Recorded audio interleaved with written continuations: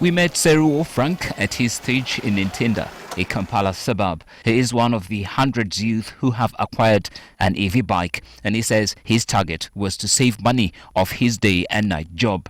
Osobola okuvuga omulimu ogw'ennusu 15 n'oba ng'okosezza omuliro gwa nnusu 5 oba gwa nnusu 4.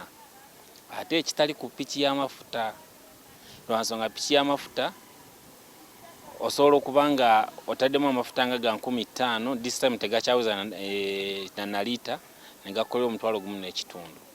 Naye ate nze kweno bwe ngenda ogenda okubala omuliro ogw'15,000 bw'oguba nga gunkoledde ssente entono ogenda okunkolera emitwalo 2 n'ekitundu kwesatu.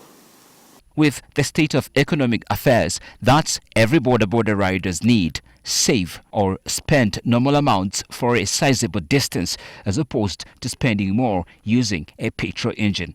I can ride, if you are away from Mukono, I can go to Mukono to and flow, like 3 to 4 times when I've not changed any battery.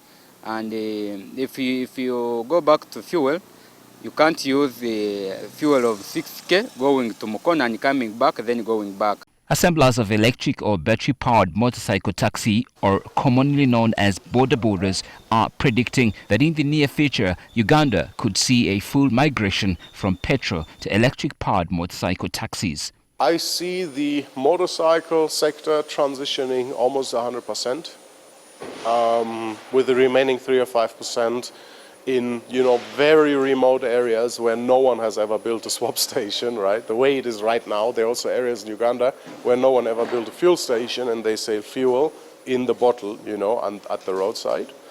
The motorcycle EV market in Uganda is gaining momentum, but key infrastructure such as charge stations could reverse these gains. Instead, to solve this problem, these innovators have a battery swap arrangement. As of today, our network of battery swap station reaches from Masaka in the west to Entebbe in the south, to Luwero in the north, and then all the way to Jinja, Iganga in the east. And in that small area, we are currently operating about 65, I think, swap stations. The little whizzing and banging sound that you're hearing at this plant is because it's the process of making e-bikes. And this is how they look like. This is a frame here. Now, 40% of the parts that will go on this frame are made in this country. 60% brought in. The most important part of this frame is this part here where a battery will go. This is the reason we're here. A lithium battery will be fixed here. And the moment it is done, it will enable this bike to move 120 kilometers before you swipe your battery or before you recharge your battery. The most important part of this story is that there are investors in this region. In Kenya, growing so fast. In Rwanda, growing so fast. In Tanzania and Uganda. The space, the market for e-mobility is growing. This plant where we're standing, 30 billion shillings worth of investment, started in 2017 with only 2 bikes. It is able now to produce 1,000 bikes and looking at 100,000 bikes by the year 2026.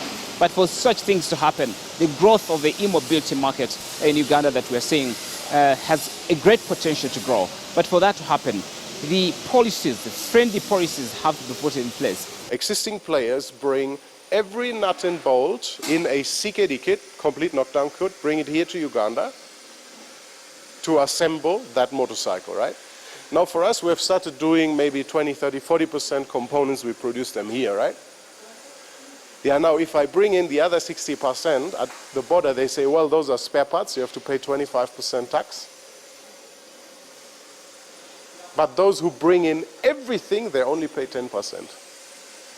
So this system, it's not like really policy against that. It's just like the way things have been working in the past.